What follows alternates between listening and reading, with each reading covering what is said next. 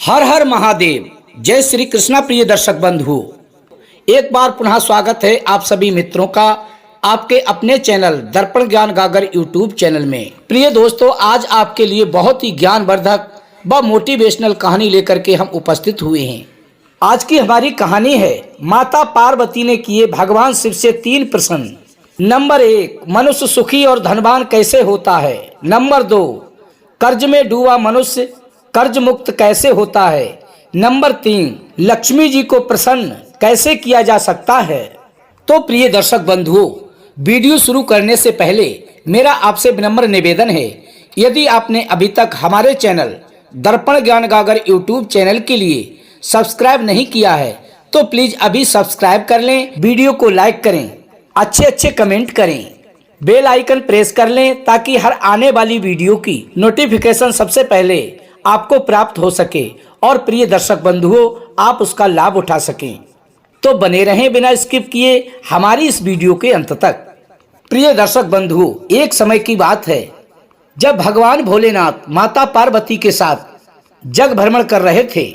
उसी समय पर माता पार्वती भगवान शिव से कहने लगी कि हे प्रभु, मेरे मन में 3 प्रश्न उठ रहे हैं। यदि आप मुझे इन तीनों प्रश्नों का उत्तर दे दें और मेरी समस्या का समाधान कर दें तो मेरे मन को अत्यंत शांति प्राप्त होगी। तभी भगवान भोलेनाथ कहते हैं कि हे देवी पार्वती, ठीक है, तुम अपने तीनों प्रश्न मुझे बताइए, मैं उनका समाधान करने की पूरी कोशिश करूंगा। तभी माता पार्वती कहती हैं कि हे प्रभु, मेरे आपसे 3 प्रश्न हैं। नंबर 1, मनुष्य सुखी और धनवान कैसे होता है। नंबर 2, कर्ज में डूबा मनुष्य कर्ज मुक्त कैसे हो सकता है। नंबर 3, देवी लक्ष्मी जी को प्रसन्न कैसे किया जा सकता है। प्रिय दोस्तों, माता पार्वती की बात को सुनकर के भगवान भोलेनाथ कहने लगे कि हे देवी पार्वती, आइए आज मैं तुम्हें एक कहानी सुनाता हूँ। इस कहानी को बड़े ही ध्यान पूर्वक सुनना। इस कहानी को सुनने के बाद में तुम्हारे इन तीनों प्रश्नों के उत्तर तुम्हें निश्चित ही मिल जाएंगे और तुम्हारे मन को अवश्य ही शांति प्राप्त होगी। देखिए देवी, एक बार की बात है, भगवान श्री हरि विष्णु शेष की सैया पर लेटे लेटे अकुला गए। तभी उनके मन में एक विचार आया, चलो पृथ्वी पर घूमने के लिए चलते हैं। मुझे काफी वर्ष बीत गए, मैं पृथ्वी भ्रमण के लिए नहीं गया। और इस प्रकार का विचार करके भगवान विष्णु जो थे वो अपनी यात्रा की तैयारी में लग गए। उधर भगवान श्री हरि विष्णु को तैयार होता देख करके माता लक्ष्मी जी आ जाती हैं। तो माता लक्ष्मी पूछने लगी कि आप इतनी सुबह सुबह कहां पर जाने की तैयारी कर रहे हो। तो भगवान विष्णु कहने लगे कि हे देवी लक्ष्मी, मैं पृथ्वी लोक पर घूमने के लिए जा रहा हूं। प्रिय दोस्तों, इतना सुनने के बाद माता लक्ष्मी भगवान विष्णु से कहने लगी, क्या मैं भी पृथ्वी लोक पर घूमने आपके साथ चल सकती हूं। तो भगवान श्री हरि विष्णु ने कुछ पल के लिए सोच विचार किया और फिर कहा, तुम मेरे साथ पृथ्वी लोक पर चल तो सकती हो, लेकिन मेरी एक शर्त है। यदि तुम मेरी शर्त को स्वीकार करती हो तो मैं तुम्हें अपने साथ ले चलने को तैयार हूँ। माता लक्ष्मी कहने लगी कि ठीक है प्रभु, आप मुझे अपनी शर्त बताइए। मुझे आपकी हर शर्त मंजूर है, परंतु आप मुझे अपने साथ ले चलो, क्योंकि मैं आपके बिना यहाँ पर अकेली नहीं रह सकती। प्रिय दर्शक बंधुओं, उसी समय भगवान विष्णु कहने लगे, देखो देवी, 4 दिशाएं हैं, पूरब, पश्चिम, उत्तर, दक्षिण। तुम पूरब और पश्चिम व दक्षिण दिशा में जा सकती हो, लेकिन कभी भूलकर भी उत्तर दिशा में मत जाना। यदि तुम्हें हमारी ये शर्त स्वीकार है तो मैं तुम्हें अपने साथ ले चलने को तैयार हूँ। तभी भगवान शिव कहते हैं कि हे देवी पार्वती, देवी लक्ष्मी जी ने भगवान विष्णु की शर्त को स्वीकार कर लिया। तो भगवान श्री हरि विष्णु माता लक्ष्मी को अपने साथ लेकर जब पृथ्वी लोक पर आते हैं तो क्या देखते हैं कि सूर्य देवता निकल रहे थे। रात्रि में बरसात हुई थी, उसके बादल छटे थे और चारों ओर हरियाली ही हरियाली थी। उस समय चारों ओर बहुत ही शांति थी और धरती इस प्रकार बहुत ही सुंदर दिख रही थी। उसी समय धरती की सुंदरता को देख करके माता लक्ष्मी जी मंत्रमुग्ध हो जाती हैं और चारों दिशाओं को बड़ी ही गौर से देखने लगती हैं। भगवान विष्णु ने पृथ्वी लोक पर आने से पहले ही देवी लक्ष्मी से कहा था कि तुम पूरब, पश्चिम और दक्षिण दिशा में जा सकती हो, लेकिन आपको उत्तर दिशा में बिल्कुल भी नहीं जाना है। लेकिन प्रिय दर्शक बंधुओं, पृथ्वी लोक पर पहुंचने के बाद देवी लक्ष्मी भगवान विष्णु को दिया हुआ वचन भूल जाती हैं और दक्षिण दिशा से एक खुशबू आ रही थी। माता लक्ष्मी उस खुशबू में मंत्रमुग्ध हो जाती हैं, अर्थात खो जाती हैं, और भगवान विष्णु को दिए हुए वचन को तोड़ करके देवी लक्ष्मी उत्तर दिशा में जिस समय पहुंचती हैं तो वे वहां पर क्या देखती हैं कि एक बहुत ही सुंदर बगीचा है। वहां पर बहुत ही सुंदर सुंदर मनमोहक फूल खिले हुए हैं। उनकी भीनी भीनी खुशबू माता लक्ष्मी के मन को प्रफुल्लित कर रही होती है। भगवान शिव कहते हैं कि हे देवी पार्वती, जब देवी लक्ष्मी उस सुंदर बगीचे के पास पहुंचती हैं तो उनको उस बगीचे में एक फूल बहुत ही सुंदर लगता है और देवी लक्ष्मी बिना सोच विचार किए उस बगीचे में घुस जाती हैं और उस बगीचे में जो पुष्प सुंदर दिखाई दे रहा था उसको वे तोड़ लेती हैं। और जैसे ही देवी लक्ष्मी उस बगीचे से सुंदर फूल को तोड़कर जब भगवान श्री हरि विष्णु के पास आती हैं और भगवान विष्णु को वो पुष्प दिखाती हैं तो भगवान श्री हरि विष्णु उस पुष्प को देखकर अपनी आंखों में आंसू भर लाते हैं और देवी लक्ष्मी से कहते हैं कि मैंने तुमसे पहले ही मना किया था और तुमने मुझे वचन भी दिया था कि उत्तर दिशा में मैं नहीं जाऊंगी, लेकिन फिर भी मेरा वचन तोड़ करके तुम उत्तर दिशा में चली गई और तुमने बिना उस बगीचे के मालिक से पूछे उसमें से ये एक फूल तोड़ लिया। क्या तुम जानती हो उस बगीचे के मालिक ने कितनी मेहनत से इस बगीचे को लगाया है, तब उसमें जाकर के सुंदर सुंदर फूल खिले हैं। यदि तुमको फूल ही लेना था तो तुमने उस बगीचे के मालिक से क्यों नहीं पूछा? तुमने यहाँ आकर एक फूल की चोरी की है। तभी देवी लक्ष्मी कहने लगी कि हे प्रभु, मुझसे भूल हो गई, मुझे क्षमा कर दो। तभी भगवान विष्णु कहने लगे, तुमने एक फूल तोड़ा है, ये फूल तोड़ने की सजा तुम्हें अवश्य ही मिलेगी। और ये एक फूल तोड़ने की तुम्हारी सजा ये है, जिस माली से बिना पूछे उसके बगीचे से तुमने फूल तोड़ा है, तुम 3 वर्ष के लिए उस माली के घर में जाकर नौकर बनकर रहोगी और पूरी तरह से उसके साथ खेत में काम करवाओगी। जब तुम्हारे 3 वर्ष पूरे हो जाएंगे तब मैं तुम्हें वापस वैकुंठ में बुला लूंगा, और यदि इन 3 वर्ष की अवधि में तुम्हारे कारण उस माली को कोई भी परेशानी हुई तो तुम्हारी सजा और बढ़ा दी जाएगी। और यदि तुमने बिना गलती किए हुए उस माली का सहयोग किया तो 3 वर्ष पूरे होते ही मैं तुम्हें वैकुंठ में बुला लूंगा। भगवान शिव कहते हैं कि हे देवी पार्वती, इस प्रकार देवी लक्ष्मी जी ने विष्णु जी की आज्ञा का पालन करते हुए हाँ में सिर हिलाया और कहा, ठीक है प्रभु, मैं 3 वर्ष की सजा भोगने के लिए तैयार हूँ। मुझे क्या मालूम था कि एक फूल की चोरी करने से इतनी बड़ी सजा मिलती है। अब देवी लक्ष्मी जी एक गरीब औरत का रूप बना करके जब उस माली के घर पहुंचती हैं तब उधर क्या होता है, वो माली बहुत ही गरीब था। उसके 2 बेटे और 3 बेटियां थीं। सभी परिवार मिलकर के खेतों में फूलों का काम किया करता था। तब कहीं जाकर के 2 वक्त की रोटी नसीब होती थी। भगवान शिव कहते हैं कि हे देवी पार्वती, जैसे ही देवी लक्ष्मी एक गरीब स्त्री का रूप बना करके उस झोपड़े के पास पहुंचती हैं तो उस झोपड़े के अंदर से माली निकल कर आया और कहने लगा कि हे बहन, तुम कौन हो और इस समय तुम कहां से आ रही हो? यहाँ पर तो चारों तरफ जंगल ही जंगल है, इसलिए तुम्हारी जान को खतरा हो सकता है।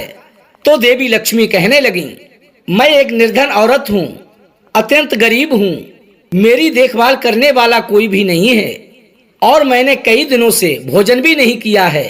यदि तुम मुझे अपने यहाँ पर कुछ काम दे दो तो मैं तुम्हारे घर का सारा काम करती रहूंगी। बस तुम मुझे अपने घर के एक कोने में थोड़ा सा आश्रय दे दो और 2 वक्त की रोटी जैसी भी रूखी सूखी मिलेगी उसी को खाकर मैं अपना गुजारा कर लूंगी। भगवान शिव कहते हैं, देवी पार्वती, उधर जो माली था वो बहुत ही गरीब था, लेकिन उसका हृदय बड़ा ही दयालु था। तभी वह कहने लगा कि हे बहन जी, मेरे 2 बेटे हैं और 3 बेटियां हैं, तुम मेरे घर में आ जाओ। आज से मैं ये समझूंगा मेरे 2 बेटों की जगह और 3 बेटियों की जगह 4 बेटियां हो गईं।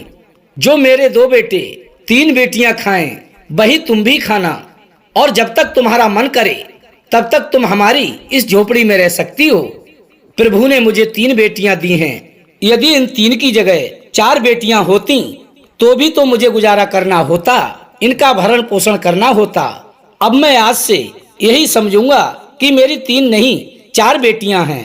अब तुम आराम से मेरे घर में आ जाओ और इस घर को अपना घर समझो, और जब तक आपका मन करे तब तक आप इस घर में रहो। भगवान शिव कहते हैं कि हे देवी पार्वती, अब देवी लक्ष्मी उस माली के घर में रहने लगी और उसके घर में नौकरानी बनकर काम करने लगी।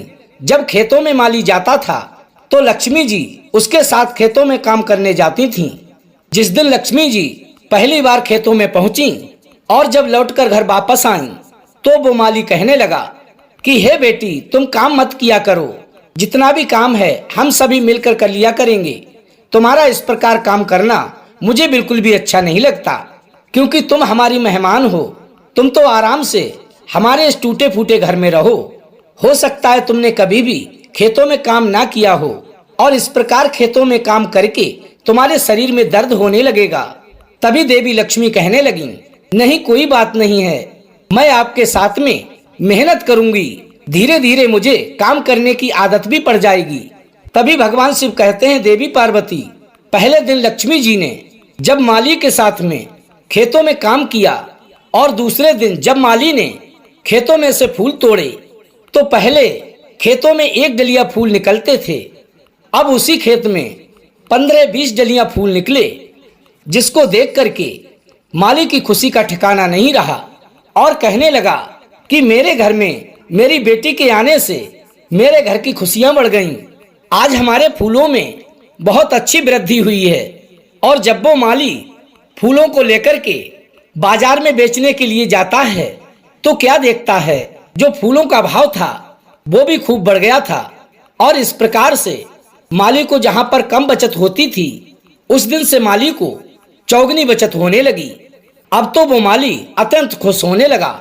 जब माली को फूलों में अधिक बचत हुई, तो उस गरीब माली ने एक गाय खरीद ली और धीरे धीरे करके देवी लक्ष्मी की कृपा से उस माली की दिन दूनी रात चौगनी तरक्की होने लगी।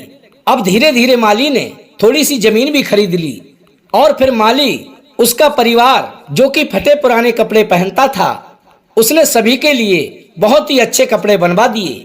साथ में देवी लक्ष्मी को भी बहुत ही सुंदर कपड़े बनवाए और कहा कि हे बेटी, इनको पहनो, मैं तुम्हारे लिए नए कपड़े लाया हूँ, क्योंकि तुम्हारे आने से ही हमारे घर की गरीबी दूर हुई है।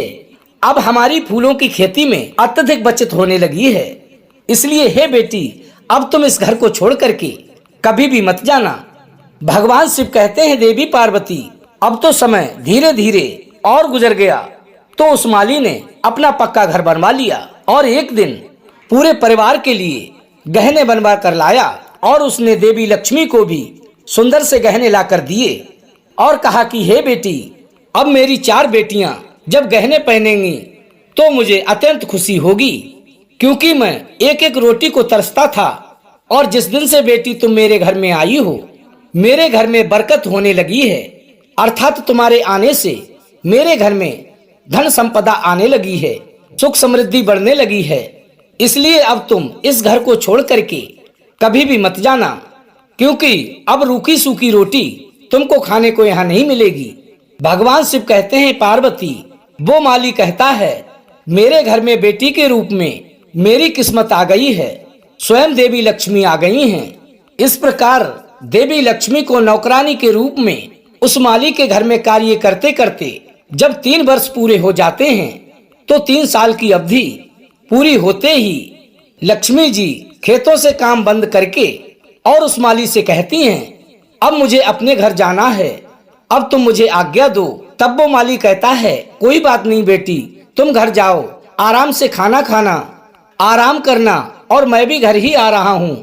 भगवान शिव कहते हैं, पार्वती, अब देवी लक्ष्मी के 3 वर्ष पूरे हो चुके थे, तो लक्ष्मी जी देवी स्वरूप गहने पहन करके जैसे ही माली के द्वार पर आती हैं, उधर से माली जो था वो खेतों से काम करके वापस आ जाता है, तो क्या देखता है कि द्वार पर सुंदर आभूषण व वस्त्रों से सजी धजी एक स्त्री खड़ी है।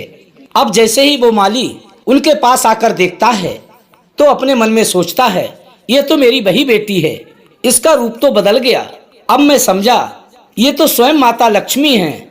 मुझसे तो बहुत बड़ी भूल हो गई जो मैंने माता लक्ष्मी से अपने खेतों में काम करवाया।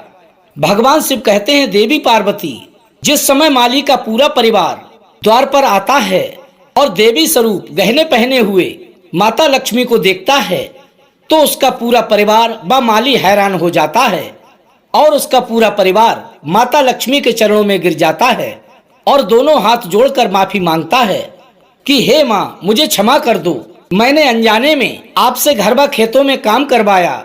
दोस्तों, भगवान शिव कहते हैं, देवी पार्वती लक्ष्मी जी कहने लगी, माली तुम बिल्कुल भी चिंता ना करो, मैंने तुम्हारे खेत से एक फूल तुमसे बिना पूछे तोड़ लिया था। बस उसी एक फूल की चोरी की सजा मेरे स्वामी ने मुझे दी है और तुम्हारे यहाँ पर 3 वर्ष के लिए नौकरानी बना करके इस फूल के बाग में काम करने के लिए भेजा था। तो वो माली भाग करके गया और जितने भी फूल घर में टूटे हुए पड़े थे सभी फूलों को लाकर के माता लक्ष्मी के चरणों में अर्पण कर दिए और हाथ जोड़कर कहने लगा कि हे माँ, एक फूल के बदले आपको इतना बड़ा कष्ट उठाना पड़ा, ये सारे फूल आपके ही हैं, इसलिए हे माँ, आज इन फूलों को मेरे और मेरे परिवार की तरफ से स्वीकार कर लो और मुझे क्षमा कर दो। भगवान शिव कहते हैं, पार्वती, माली की बात सुनकर के लक्ष्मी जी मुस्कुराने लगी और बोली कि हे माली, तुम बहुत अच्छे हो, तुम एक दयालु व्यक्ति हो, तुमने मुझे अपने यहाँ पर अपनी पुत्री की तरह रखा और कोई भी दुख ना होने दिया। इसके बदले में मैं तुम्हें वरदान देती हूँ, अब तुम्हारे पास में कभी भी धन दौलत व खुशियों की कमी नहीं रहेगी। तुम्हें और तुम्हारे परिवार को सारे सुख प्राप्त होंगे जिसके तुम हकदार होगे। प्रिय दर्शक बंधुओं, इस प्रकार देवी लक्ष्मी प्रसन्न होकर उस माली को वरदान देती हैं। तब तक क्या होता है, बैकुंठ से उनको लेने के लिए विमान आ जाता है और जैसे ही माता लक्ष्मी जी उस विमान में बैठती हैं, अब भगवान शिव कहते हैं, पार्वती, तुम्हारे तीनों प्रश्नों का उत्तर अब तुम्हें प्राप्त होने वाला है। मेरी बात को ध्यान से सुनो। लक्ष्मी जी ने माली से कहा, जो लोग दयालु और स्वच्छ दिल के होते हैं मैं वही निवास करती हूँ। हमें सभी मानवों की सदैव ही मदद करनी चाहिए और गरीब से गरीब को भी कभी भी तुच्छ नहीं समझना चाहिए। लक्ष्मी जी ने कहा कि हे माली, जो भी हमें प्रसन्न करने के लिए चोरी किया हुआ फूल अर्पित करेगा उससे हमारे स्वामी रुष्ट हो जाते हैं और ऐसे मनुष्यों का कभी भी हम भला नहीं करते और सदैव जीवन भर ऐसे मनुष्यों को दुख उठाना पड़ता है। ऐसे मनुष्य सदैव ही कर्ज में डूबे रहते हैं। हमारी कृपा दृष्टि उसी मनुष्य के ऊपर होती है, वही मनुष्य कर्ज से मुक्त होता है और वही मनुष्य हमें सदैव प्रसन्न कर सकता है जो सदैव ही गरीबों की मदद करता है, धर्म के पथ पर चलता है, दुर्बल दीन असहाय लोगों की सहायता करता है, दयालु और स्वच्छ दिल का होता है, जिसके घर में सदैव ही प्रेम भाव बना रहता है और जो पूजा में हमारे लिए पुष्प अर्पित करता है वो किसी के भी खेत से चोरी करके नहीं लाता, किसी भी स्थान से चोरी नहीं करता है। और जब वो फूल वाले उस व्यक्ति को जिसने वो फूल का पौधा लगाया था, जिसके ऊपर वो फूल खिला है, उसको लेने के बदले में उसको वो धन देता है और धन लेकर के जब वो उस फूल को प्राप्त कर लेता है और उस फूल को फिर हमारे लिए अर्पित करता है, तब मेरे स्वामी को अत्यंत प्रसन्नता होती है और फिर मैं ऐसे मनुष्य के ऊपर सदैव ही अपनी कृपा दृष्टि बनाए रखती हूँ और वो मनुष्य जीवन भर सदैव ही धनवान और सुखी रहता है। तो प्रिय दर्शक बंधुओं, इस कहानी से हमें ये सीख मिलती है, यदि हमें माता लक्ष्मी जी को प्रसन्न करना है, यदि हम ये चाहते हैं कि हमारे घर में माता लक्ष्मी की कृपा सदैव ही बनी रहे, तो हमें माता लक्ष्मी के चरणों में पुष्प अर्पित करने के लिए कभी भी चोरी नहीं करनी चाहिए। और यदि हम फूल लेते हैं तो हमें उसके बदले में उस फूल के मालिक को उसका मूल्य अवश्य ही देना चाहिए। तभी हमारे ऊपर माता लक्ष्मी जी की कृपा होगी और हमारा जीवन सदैव ही खुशहाल बना रहेगा, सदैव ही खुशहाल बना रहेगा। तो प्रिय दर्शक बंधुओं, यदि आपको हमारी ये वीडियो अच्छी लगी हो तो प्लीज आप हमारे चैनल को अभी सब्सक्राइब कर लें, वीडियो को लाइक कर दें, अच्छे अच्छे कमेंट करें, सच्ची श्रद्धा से कमेंट में लिखें हर हर महादेव। और हो सके तो अपने सगे संबंधियों व मित्रों तक वीडियो को शेयर अवश्य करें। प्रिय दोस्तों, फिर मिलेंगे इसी प्रकार की ज्ञानवर्धक चर्चा के साथ। इसी के साथ प्रिय दोस्तों, राधे राधे, जय श्री कृष्णा।